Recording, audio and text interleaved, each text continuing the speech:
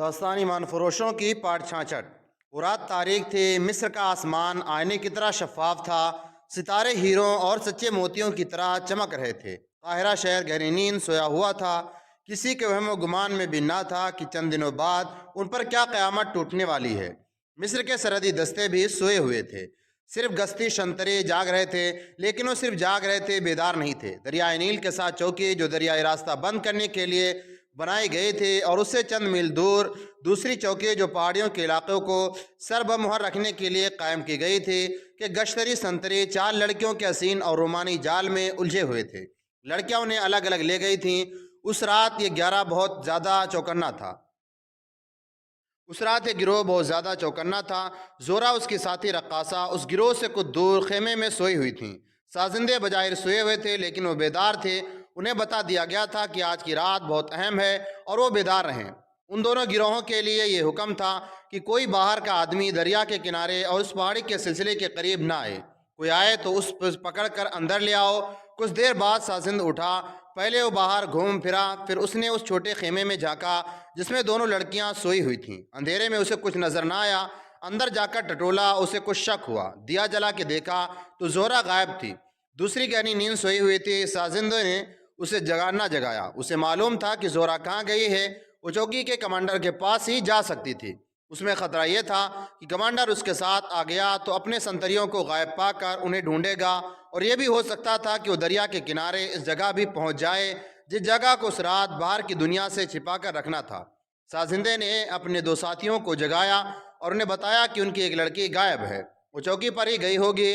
انہوں نے فیصلہ کیا کہ دریا سے دور گھات لگائی جائے، اور اگر کمانڈر لڑکی کے ساتھ واپس آ رہا ہو تو دونوں کو پکڑ کر اپنے کمانڈر کے حوالے کر دیا جائے، اور اگر ضرورت پڑے تو دونوں کو قتل کر کے لاشیں دریا میں پھینک دی جائیں۔ پہاڑیوں کے اندر کی دنیا جاگ رہی تھی۔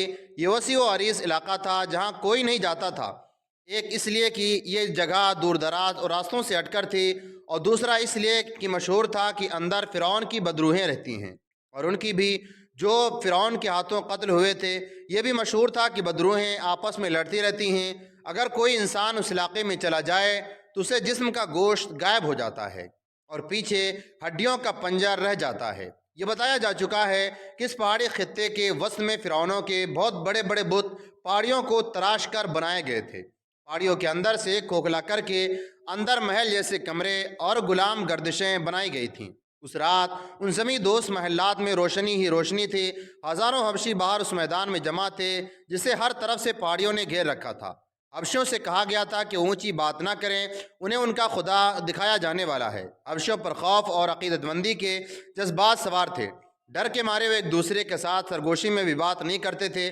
وہ اس پہاڑیوں اور چٹانوں سے اچھی طرح واقف ہو چکے تھے۔ انہیں معلوم تھا کہ جس پہاڑی کی طرف منہ کر کے بیٹھے ہیں اس کی نصف بلندی پر ایک بہت بڑا بت ہے۔ یہ ابو سمبل کا بت تھا، جس کے متعلق ان حبشیوں کو بتایا گیا تھا کہ ان کے خدا کا بت ہے، اور ایک رات یہ خدا ایک انسان کے روپ میں ان کے سامنے آئے گا۔ اچانک ایسی گرجدار آواز آئی جیسے گھٹائیں گرجی ہوں۔ حبشی پہلے ہی خاموش تھے، اس گرج نے ان کی سانسیں بھی روک دی۔ اس کے ساتھ ہی انہیں ایک آواز سنائی دی، خدا جاگ رہا ہے، سامنے پہاڑی پر دیکھو، اوپر دیکھو۔ یہ آواز بڑا بلند تھی جو پہاڑیوں اور چٹانوں کے درمیان گونج بن کر کچھ دیر سنائی دیتی رہی۔ فضا میں 2 شرارے اڑتے نظر آئے جو سامنے والی پہاڑی کی طرف گئے، اور پہاڑی سے جہاں ٹکرائے وہاں سے شعلہ اٹھا۔ ابو سمبل کا بت اس شعلے کے پیچھے اور کچھ اوپر تھا۔ شعلے کی ناچتی تھرکتی ہوئی روشنی بت کے مہیب چہرے پر پڑی تو ایسے نظر آنے لگا جیسے بت آنکھیں جھپکا رہا ہو۔ اس کا منہ کھلتا اور بند ہوتا نظر آتا تھا، اور یوں لگتا تھا کہ جیسے اس کا چہرہ دائیں بائیں ہل رہا ہو۔ حاشیوں کا یہ سیاہ کالا ہجوم سجدے میں گر پڑا۔ ان کے مذہبی پیشوا سجدے سے اٹھے، سب نے بازو پھیلا دیے۔ ان میں جو سب سے بڑا تھا اس نے بت سے بڑی ہی بلند آواز سے کہا، آگ اور پانی کے خدا، ریگستان کو جلانے اور دریاؤں کو پانی دینے والے خدا، ہم نے تجھے دیکھ لیا ہے۔ ہمیں بتا کہ ہم تیرے قدموں میں کتنے انسان قربان کریں، مرد لائیں یا عورت، ایک مرد یا ایک عورت۔ پہاڑوں میں سے آواز آئی، تم نے ابھی مجھے نہیں دیکھا، میں انسان کے روپ میں تمہارے سامنے آ رہا ہوں۔ اگر تم نے میرے دشمنوں کو خون نہ بہایا تو سب کو ان پہاڑیوں کے پتھروں کی طرح پتھر بنا دوں گا، پھر تم دھوپ میں ہمیشہ جلتے رہو گے۔ تم میں سے جو لڑائی سے بھاگے گا اسے سیرا کی ریت چوس لے گی۔ انتظار کرو، میرا انتظار کرو۔ خاموشی اور گہری ہو گئی، شعلہ آہستہ آہستہ کم ہونے لگا۔ پہاڑیوں میں سے حبشیوں کے مذہبی ترانے کی آواز آنے لگی، یہ ان کا وہ گیت تھا جو مذہبی تہواروں پر عبادت کے دوران گایا کرتے تھے۔ بہت سے آدمی مل کر گا رہے تھے اور ساتھ دف بجا رہے تھے۔ نیچے بیٹھے ہوئے ہزاروں حبشیوں نے ایک دوسرے کی طرف دیکھا، ان میں سے کوئی بھی نہیں گا رہا تھا۔ یہ سب غیب کی آواز معلوم ہوتی تھی۔ زورا چوکی کے کمانڈر کے خیمے میں تھی، اس کی باتیں پہلے ہی زیادہ جذباتی ہو گئی تھیں۔ اس نے کمانڈر سے کہا، اگر میں تمہیں نہ دیکھتی تو باقی عمر ناچتے اور دوسروں کا دل بہلاتے گزار دیتی۔ تمہیں دیکھ کر مجھے یاد آ گیا ہے کہ میں بیٹی ہوں، رقاصہ اور فحشہ نہیں۔ یا تم اپنے آپ کو مار لو تاکہ یقین ہو جائے کہ میرا باپ مر گیا ہے، یا مجھے قتل کر دو۔ اگر یہ نہیں کر سکتے تو مجھے پناہ میں لے لو، اپنے گھر بھیج دو، آج مجھے واپس نہ جانے دو۔ تم آج چلی جاؤ۔ کمانڈر نے جواب دیا، میں تمہیں چوکی میں نہیں رکھ سکتا۔ میں وعدہ کرتا ہوں کہ تمہیں اپنے گھر بھیجنے کا انتظام کر دوں گا۔ اگر تم یہاں سے چلی گئی تو مجھے قاہرہ میں اپنا ٹھکانہ بتا دو، وہاں کر تمہیں لے جاؤں گا۔ تھوڑی دیر بعد کمانڈر نے 2 گھوڑے تیار کیے اور زورا سے کہا کہ چلیں۔ دونوں گھوڑوں پر سوار ہوئے چل پڑے۔ راستے میں زورا نے کمانڈر سے پوچھا، رات کو کشتیاں یہاں کیوں آیا کرتی ہیں؟ کشتیاں؟ کمانڈر نے حیران سا ہو کر پوچھا، کدھر سے آتی ہیں؟ ادھر سے، اس نے سوڈان کی طرف اشارہ کر کے کہا، مجھے اب رات کو نیند کم آتی ہے، آدھی رات کو اٹھ کر خیمے سے باہر بیٹھ جاتی ہوں۔ میں نے 2 راتیں دیکھا ہے، ایک رات 3 اور ایک رات 2 بادبانی کشتیاں آئیں، ان کے سفید بادبان اندھیرے میں نظر آتے تھے۔ آگے جا کر کشتیاں کنارے لگیں، مجھے اس طرح کی آوازیں سنائی دیتی رہیں جیسے ان سے بہت سے لوگ اتر رہے ہوں۔ مجھے کچھ دور درختوں کے پیچھے سائے سے جاتے اور پہاڑیوں میں غائب ہوتے نظر آئے۔ تم نے ہمارے 2 سپاہیوں کو کبھی نہیں دیکھا؟ کمانڈر نے پوچھا۔ وہ گھوڑوں پر سوار ہوتے ہیں، انہیں دریا کے کنارے موجود رہنا چاہیے۔ نہیں، زورا نے جواب دیا، میں نے کبھی کوئی سپاہی نہیں دیکھا۔ دن کے دوران سپاہی آتے ہیں، آگے قافلہ اترا ہوا ہے، ان کے ساتھ کھاتے پیتے ہیں۔ اور ایک روز میں نے ایک سپاہی کو ایک لڑکی کے ساتھ بے تکلفی سے چٹانوں کے پیچھے جاتا دیکھا تھا۔ زورا کو تو علم ہی نہیں تھا کہ سرحدوں پر کیا ہوتا ہے اور کیا ہو سکتا ہے، اور سرحدی دستوں کے فرائض کیا ہیں۔ اسے یہ بھی معلوم نہیں تھا کہ رات کو یا دن کو سوڈان کی طرف سے کشتیوں کو آنا چاہیے یا نہیں۔ اس نے تو ایسے ہی پوچھ لیا تھا، لیکن کمانڈر کے لیے اہم خبر تھی۔ زورا اگر صحیح کہہ رہے تھی تو اسے راز کی بات بتا رہی تھی۔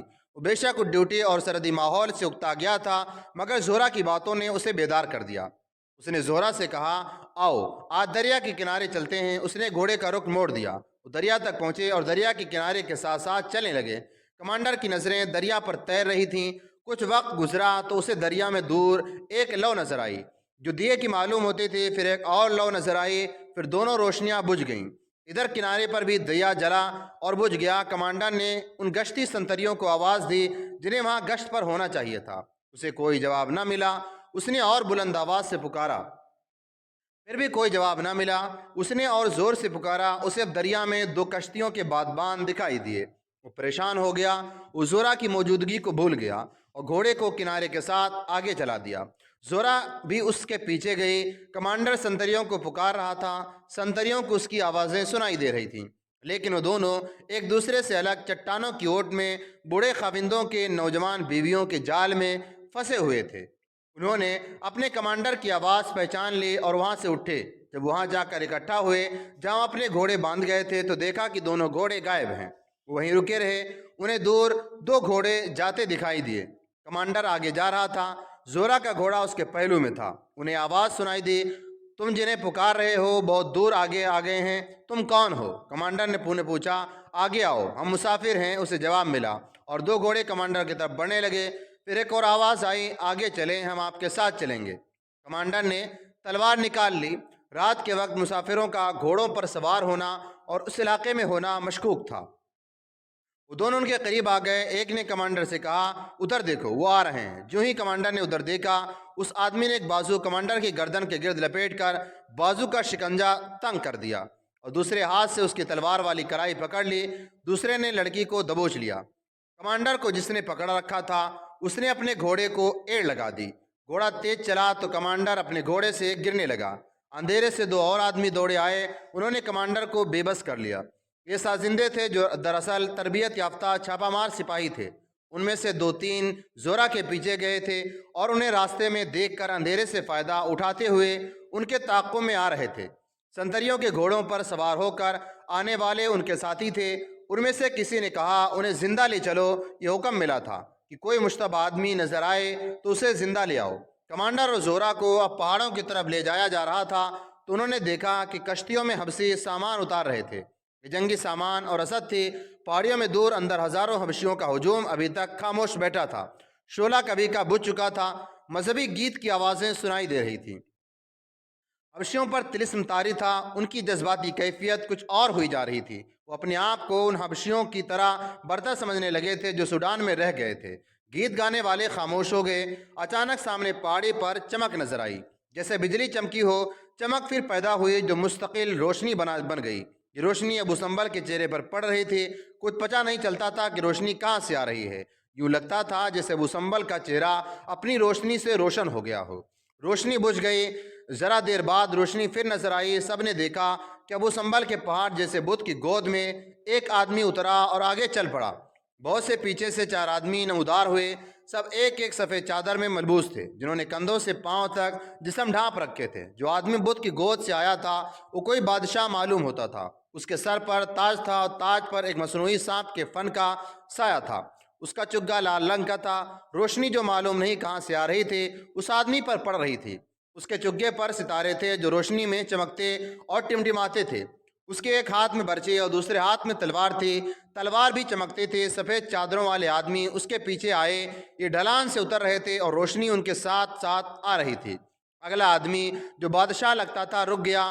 پیچھے والے 4 آدمیوں نے اکٹھی بڑی ہی بلند آواز میں کہا، خدا زمین پر اتر آیا ہے، سجدہ کرو، اٹھو اور غور سے دیکھو۔ ذرا ہجوم سجدے میں گر پڑا۔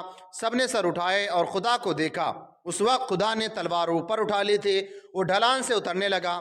سناٹا ایسا طاری ہو گیا جیسے وہاں ایک بھی انسان نہ ہو۔ وہ اترتے اترتے ایسی جگہ آ کھڑا ہوا جو بلند تھی اور ہجوم کے قریب۔ یہ جگہ چوڑی تھی۔ روشنی صرف اس پر اور ان 4 آدمیوں پر پڑ رہی تھی جو اس کے ساتھ تھے۔ اچانک اس روشنی میں 4 لڑکیاں داخل ہوئیں۔ ان کے لباس اتنے ہی سے تھے کہ صرف سطر ڈھپے ہوئے تھے۔ ان کے جسموں کے رنگ گورے تھے۔ ان کے پیٹھوں پر کندھوں سے ذرا نیچے پرندوں کی طرح پر پھیلے ہوئے تھے۔ ان کے بال کھلے ہوئے تھے۔ وہ یوں حرکت کرتی تھیں جیسے اڑ رہی ہوں۔ وہ رقص کی اداؤں سے اس بادشاہ حبشیوں کے خدا کے ارد گرد گھوم کر وہیں غائب ہو گئی، شاید چٹان کے پیچھے اتر گئی تھیں۔ اس وقت 4 آدمی کمانڈر اور زورا کو وہاں ایک غار میں لے گئے اور کمرے میں داخل کر دیا۔ ایک آدمی باہر چلا گیا۔ وہ واپس آیا تو اس کے ساتھ ایک اور آدمی تھا۔ اسے بتا دیا گیا کہ چوکی کا کمانڈر ہے اور یہ قاصا ہے۔ انہیں دریا کے کنارے سے اس وقت پکڑا گیا ہے جب کشتیاں سامان اور مزید حبشیوں کو اتار رہی تھیں۔ اس آدمی نے کمانڈر اور زورا کو دیکھا۔ اس کے ہونٹوں پر مسکراہٹ آ گئی۔ وہ ایک آدمی کو ساتھ لے کر باہر نکل آیا۔ تم انہیں بڑے اچھے وقت پر لائے ہو، اس نے کہا۔ یہ بدبخت حبشی انسان کی قربانی مانگ رہے تھے۔ ہم نے القند کے کہنے پر خدا کی آواز میں اعلان کر دیا تھا کہ ایک مرد اور ایک عورت کی قربانی دی جائے گی۔ ہمیں کہیں سے ایک مرد اور ایک عورت کو اغوا کر کے ان کے حوالے کرنا تھا۔ تم نے ہمارا مسئلہ حل کر دیا ہے۔ معلوم ہوتا ہے کہ ہم کامیاب ہوں گے۔ ہر کام پوری کامیابی سے ہو رہا ہے۔ قربانی کے لیے اپنے آپ ہی 2 انسان آ گئے۔ حبشیوں نے خدا کو دیکھ لیا ہے۔ ایک نے پوچھا، اگر تم ہوتے تو تم دیکھتے کہ ہم نے کیسی استادی سے انہیں خدا دکھایا ہے۔ اس نے جواب دیا، بت کے سامنے والی پہاڑی سے جلتے ہوئے فلیتے والے 2 تیر چلائے گئے۔ تیر اندازوں نے اندھیرے میں ایسا نشانہ باندھا کہ صحیح جگہ پر تیر گرے۔ ہم نے تیل اور مادہ زیادہ جگہ پھیلایا تھا۔ پہلے ہی 2 تیروں نے آگ لگا دی۔ اینڈرسن تجربہ کار آدمی ہے۔ اس نے کہا تھا کہ شعلے میں بت ہنستا مسکراتا اور جھپکتا نظر آئے گا۔ یہ شعلے کا کرشمہ تھا کہ خود ہمیں یقین ہونے لگا تھا کہ بت نہ صرف آنکھوں اور ہونٹوں کو حرکت دے رہا ہے بلکہ اس کا چہرہ دائیں بائیں حرکت کر رہا ہے۔ اور حبشیوں کا رد عمل کیا تھا؟ سجدے میں گر پڑے تھے۔ اس نے جواب دیا، ہمارے آدمیوں کی آواز بڑی گونجدار تھی۔ پہاڑیوں میں ان کی گونج کچھ دیر تک سنائی دیتی رہی۔ میں اندھیرے میں دیکھ نہیں سکا۔ مجھے یقین ہے کہ حبشی خوف سے کانپ رہے ہوں گے۔ القند کا ناٹک تو بہت ہی کامیاب رہا۔ شعلہ بجھا تو ہم نے اسے پوشاک پہنا کر بت کی گود میں بٹھا دیا۔ 4 آدمی پہلے سے وہاں چھپے بیٹھے تھے۔ بت پر سامنے کی پہاڑی سے روشنی پھینکنے کا سلسلہ بھی کامیاب رہا۔ ساتھ والی پہاڑی پر جو آگ جلائی جا رہی تھی وہ نیچے کسی کو نظر نہیں آتی تھی۔ اس کے قریب بڑا آئینہ رکھ کر بت پر عکس پھینکا تو یوں لگتا تھا جیسے یہ بت کے چہرے کا نور ہے۔ ان میں سے القند خدا بن کے اترا تو ہماری لڑکیوں نے سب کو یقین دلایا کہ خدا ہے۔ وہ پریاں ہیں۔ ہم کسی قدم پر ناکام نہیں ہوئے۔ اب القند کو اندر بیٹھا کر تمام حبشیوں کو اس کے سامنے سے گزارا جائے گا۔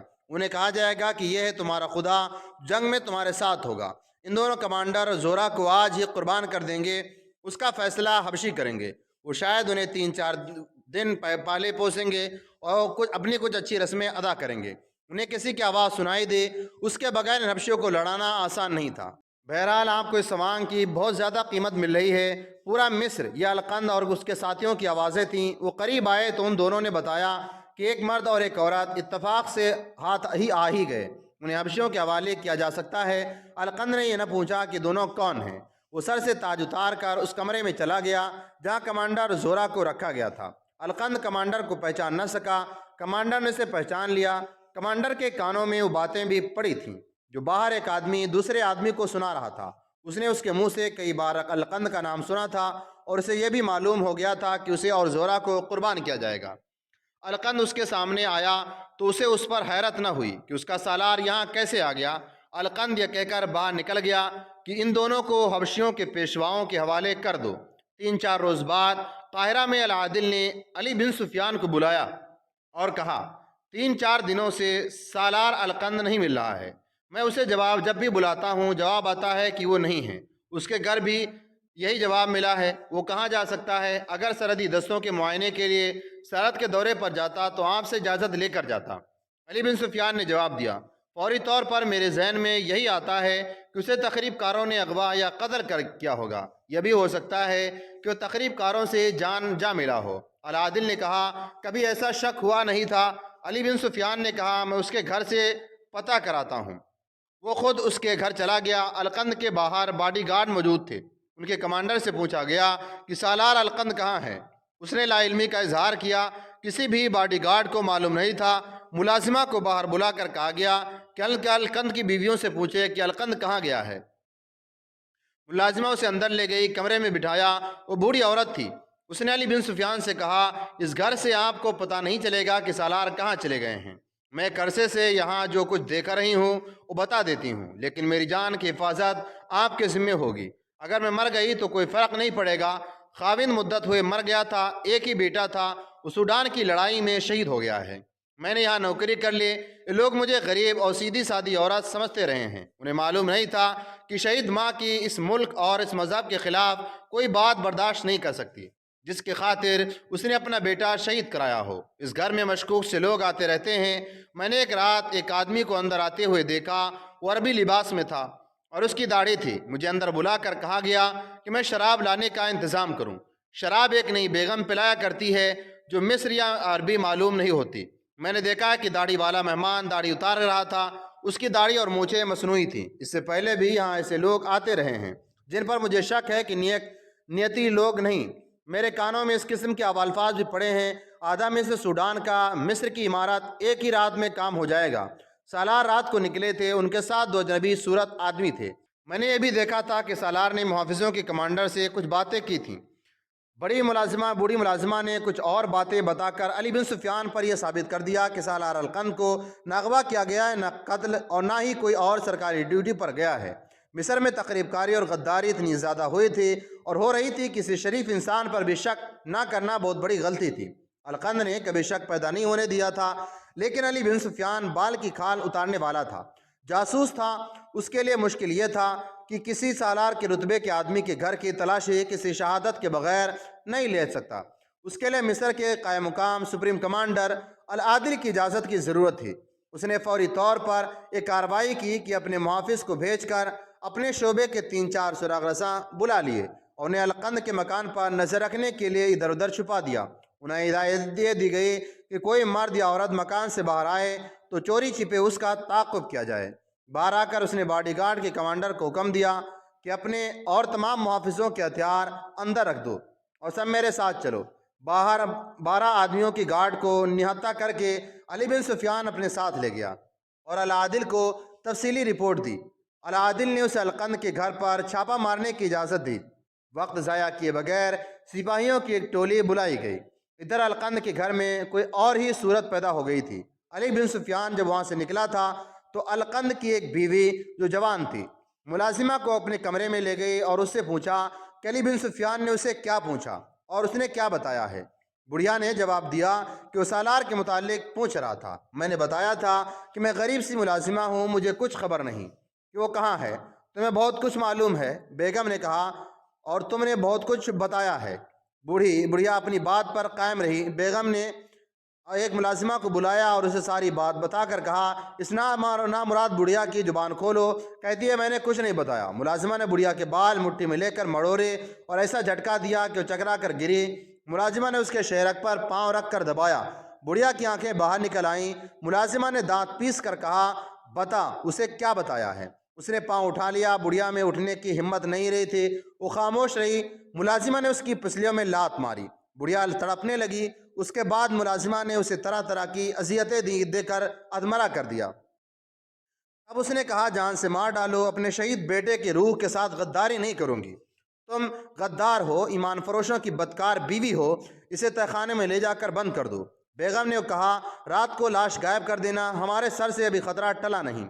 وہ ہمارے محافظوں کو نہتہ کر کے اپنے ساتھ لے گیا ہے۔ اس بدبخت بڑھیا کو بہت کچھ معلوم ہے، اسے اس رات سمیت زمین میں دبا دو۔ بڑھیا فرش پر پڑے تھے، اس پر نیم گشی کی کیفیت طاری تھی۔ ملازمہ نے اسے ہلکے سے گٹری کی طرح اٹھا کر کندھے پر بٹھا لیا۔ کمرے سے نکل کر وہ برآمدے میں جا رہا تھا کہ آواز آئی، رک جاؤ۔ اس نے گھوم کر دیکھا، سپاہی دوڑے آ رہے تھے۔ علی بن سفیان کے حکم پر وہ سب بکھر کر کمروں اور برآمدوں وغیرہ میں پھیل گئے۔ ملازم بھاگ نہ سکا، اس نے کندھوں سے بڑھیا کو اتارا گیا۔ بڑھیا کے منہ سے خون نکل رہا تھا۔ اس نے آنکھیں کھولی، علی بن سفیان کو دیکھا تو اس کے چہرے پر مسکراہٹ آ گئی۔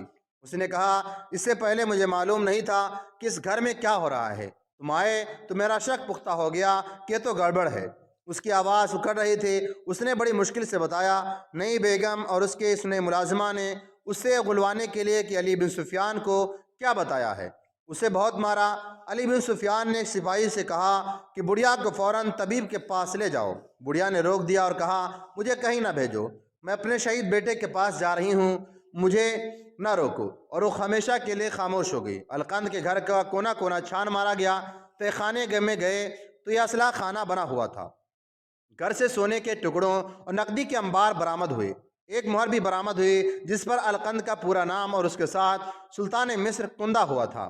القند کو اپنی فتح کا اتنا یقین تھا کہ اس نے اپنے نام کی مہر بھی بنوا لی تھی۔ اس مہر نے شکوک کو یقین میں بدل دیا۔ القند کے گھر میں 6 بیویاں تھیں اور شراب کا ذخیرہ بھی تھا۔ القند کے متعلق مشہور تھا کہ شراب نہیں پیتا۔ اب اس کے گھر سے پتہ چلا کہ رات کو پیا کرتا تھا۔ علی بن سفیان نے اس کی تمام بیویوں سے پوچھا گچھ کی تو کارآمد معلومات حاصل ہوئی۔ اہم شہادت نئی بیگم کی تھی جس نے ملازمہ کے ہاتھوں بڑھیا کو مروا دیا تھا۔ باقی تمام بیویوں نے کہا کہ سارا راز نئی بیگم کے سینے میں ہے۔ اس کے متعلق یہ بھی بتایا گیا کہ اس کی زبان مصری نہیں سوڈانی ہے، اور جب باہر کے آدمی آتے ہیں تو صرف یہی لڑکی ان کے ساتھ اٹھتی بیٹھتی ہے اور ان کے ساتھ شراب پیتی ہے۔ ان بیویوں کے انداز سے پتہ چلتا تھا کہ انہیں اور کچھ بھی معلوم نہیں۔ نئی بیگم کو الگ کر دیا گیا۔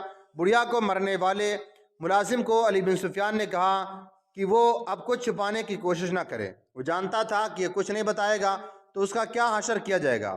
اس نے یہ کہہ کر کہ وہ حکم کا پابند ہے اور انعام و اکرام کا طلبگار تھا۔ علی بن سفیان کو بتایا گیا کہ القند کا مسلسل رابطہ صلیبیوں اور سوڈانیوں کے ساتھ تھا اور وہ انہی کے ساتھ گیا ہے۔ ہو نہیں سکتا کہ گھریلو ملازم کو ایک سالار کے خفیہ پلان کا علم ہوتا۔ ملازم نے بتایا کہ القند نے جاتے ہوئے کہا تھا کہ بہت دنوں بعد آئے گا اور جب تک ممکن ہو سکے اس غیر حاضری کے متعلق لا علمی کا اظہار کرتا رہے۔ ملازم کو یہ معلوم نہیں تھا کہ القند کہاں گیا ہے۔ نئی بیگم کو علی بن سفیان نے اپنے 2 آدمیوں کے ساتھ مخصوص تہہ خانے میں بھیج دیا اور خود کچھ اور تفتیش کر کے اور القند کے گھر پر پہرا لگا کر اپنے دفتر میں چلا گیا جہاں القند کے باڈی گارڈ نہتے بیٹھے تھے۔ ان سب کو علی بن سفیان نے کہا، تم مصر اور شام کے متحدہ سلطنت کے فوجی ہو، کچھ چھپاؤ گے تو اس کی سزا موت ہے، اور اگر تم نے حکم کی پابندی کرتے ہوئے سالار القند کی سرگرمیوں پر پردہ ڈالے رکھا تو شاید تمہیں کوئی سزا نہ دوں۔ گارڈ کا کمانڈر بول پڑا۔ اس نے جو بیان دیا اسے یہ بات کی تصدیق ہو رہی کہ القند کے پاس صلیبی اور سوڈانی آتے تھے اور القند غداری کا مرتکب ہو رہا تھا۔ انہیں یہ بھی معلوم نہیں تھا کہ القند کہاں گیا ہے۔ آدھی رات کے قریب علی بن سفیان تہہ خانے میں گیا۔ القند کی نئی بیگم تنگ سی ایک کوٹری میں بند تھی۔ اسے دہشت زدہ کرنے کے لیے اس کوٹری میں ایک ایسے قیدی کو دیا گیا جو مسلسل اذیتوں سے تڑپتا اور کراہتا تھا۔ وہ صلیبیوں کا جاسوس تھا، اپنے ساتھیوں کی نشاندہی نہیں کرتا تھا۔ نئی بیگم دوپہر سے اس کے ساتھ بند تھی۔ اور اسے تڑپتا دیکھ رہی تھی۔ اب آدھی رات کو ہو گئی، وہ تو شہزادی تھی، تہخانے اور کوٹری کی صرف بدبو ہی اسے پاگل کرنے کو کافی تھی۔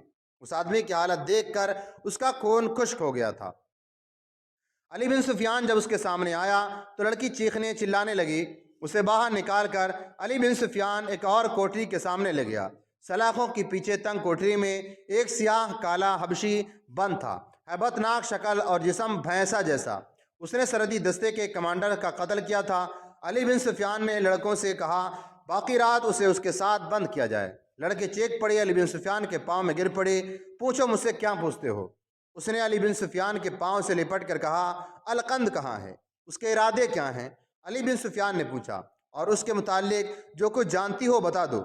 نازک سی لڑکی نے سب کچھ ہی بتا دیا۔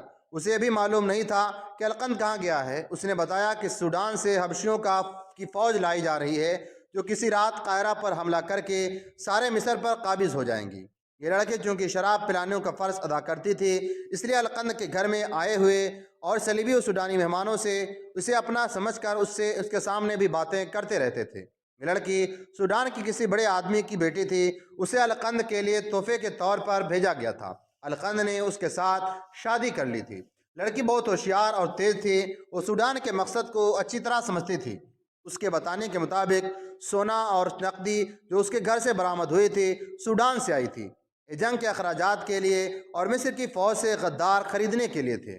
اس لڑکی کو اس مقام کا علم نہیں تھا جہاں حبشیوں کی بہت سی فوج آ چکی تھی۔ اس نے بتایا کہ فوج کہیں دریا کے کنارے ہے اور اس کا حملہ شب خون کی قسم کا ہوگا۔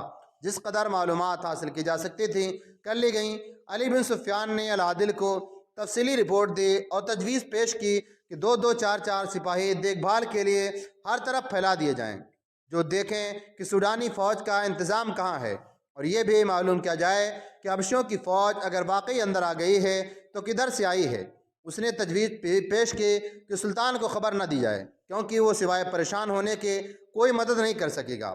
العادل سلطان ایوبی کو اطلاع دینا ضروری سمجھتا تھا۔ اسے خدشہ تھا کہ حالات زیادہ بگڑ سکتے ہیں، اس صورت میں سلطان ایوبی کی ضرورت پیدا ہو سکتی ہے۔ فی الحال لہٰذا مکمل رپورٹ لکھ کر ایک سینئر کمانڈر کو 4 معاوضوں کے ساتھ دی گئی اور اسے حکم دیا گیا کہ ہر چوکی پر گھوڑے تبدیل کریں اور کہیں رکے نہیں۔ نیکسٹ پارٹ انشاءاللہ العزیز کل۔